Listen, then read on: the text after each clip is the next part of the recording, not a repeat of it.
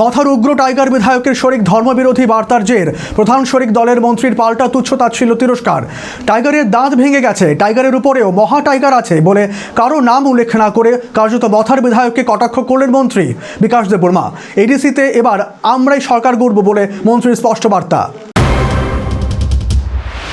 নিজ কার্যকারণে কার্যত পাহাড় তো বটেই, এমনকি রাজ্যের সর্বত্র সমালোচনার কেন্দ্রবিন্দুতে মথার উগ্র টাইগার বিধায়ক। একদিকে রাজ্যের বিশিষ্ট সাংবাদিক শানিত দেবরায়কে রামপ্রসাদী সুরেলা হুমকির কারণে যেমন রাজ্য বিধানসভার ন্যায়দণ্ড রক্ষার ভারপ্রাপ্ত কর্তা এখন রাজনৈতিকভাবে লেজে গোবরে, পাশাপাশি রাজ্যের অপর বিশিষ্ট সাংবাদিক প্রণব সরকারের বিরুদ্ধে সামাজিক মাধ্যমে কুৎসা রটিয়ে এখন বেকায়দায় মথার উগ্র টাইগার বিধায়ক। এই অবস্থায় বারবারন্ত এবং রাজনীতির অতিরঞ্জিত তথাকথিত অভিজ্ঞ সংগঠক হিসেবে নিজেকে জাহির করতে গিয়ে এবার খোদ শরিক দলের মন্ত্রীর বাক তিরস্কারের শিকার হলেন এই টাইগার বিধায়ক। আসন্ন এডিসি নির্বাচন সংক্রান্ত বিষয়ে নিজ দলের অবস্থানের জানান দিয়ে মন্ত্রী বিকাশ দেববর্মা বলেন, টাইগারের যে দুই একটি জাত ছিল সেসব ভেঙে গেছে। শুধু তাই নয়, টাইগারের উপরে মহা টাইগার আছে বলেও চরম কটাক্ষ করলেন মন্ত্রী বিকাশ দেববর্মা। টাইগারের কাম শেষ। টাইগারের দুই চারটা ওই যে দাঁত আছিল ওই দাঁত শেষ। টাইগারের কাম শেষ হবে। আগামী দিন টাইগার নিজেকে টাইগার বলে, টাইগারের উপরে আরও মহা টাইগার আছে। টাইগার আছে না, টাইগারের উপরে মহা টাইগার আছে। টাইগারকে আমরা দেখে দেব আগামী দিন। ও বলছে যে রামচন্দ্রগড় বিজেপি নেই, বিজেপি নেই। বিজেপি কী জিনিস সে বুঝতে পারে নাই, হ্যাঁ বুঝতেই পারে নাই। উনি আঞ্চলিক দল করেন এখন, নিজেকে মনে করে সুপ্রিমো, টাইগার মনে করে। টাইগারের বাপ আছে, টাইগারের বাপের মহাবাপ আছে টাইগারের। হ্যাঁ, আগামী দিন দেখবেন। আমি রামচন্দ্রগড় আমি আপনার মাধ্যমে, মিডিয়ার মাধ্যমে আমি বলছি যে হাজার হাজার মানুষ বাইক র্যালি করে দেখাবো এই রামচন্দ্রগড়ের মধ্যে। আমি চ্যালেঞ্জ দিয়ে বলছি, রুখতে পারবে না আমাকে।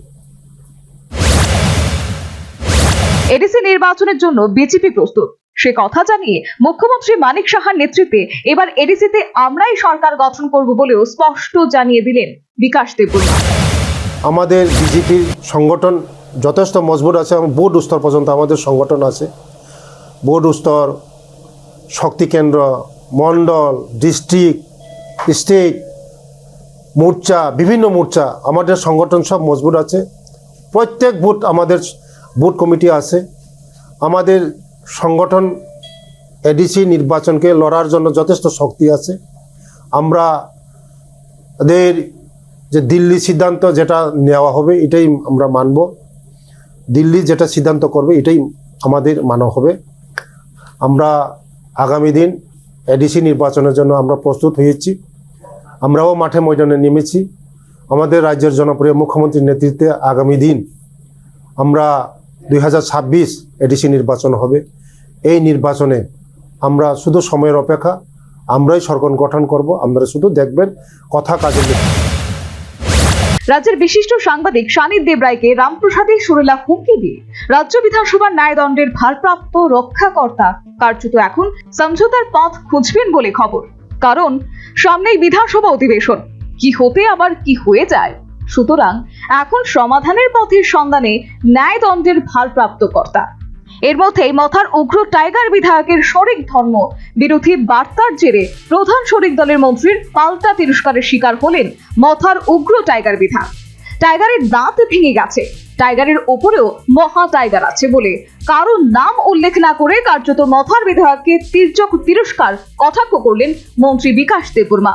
এডিসিতে এবার আমরাই সরকার গড়ব বলে মন্ত্রীর স্পষ্ট বার্তা। Bureau report, news vanguard.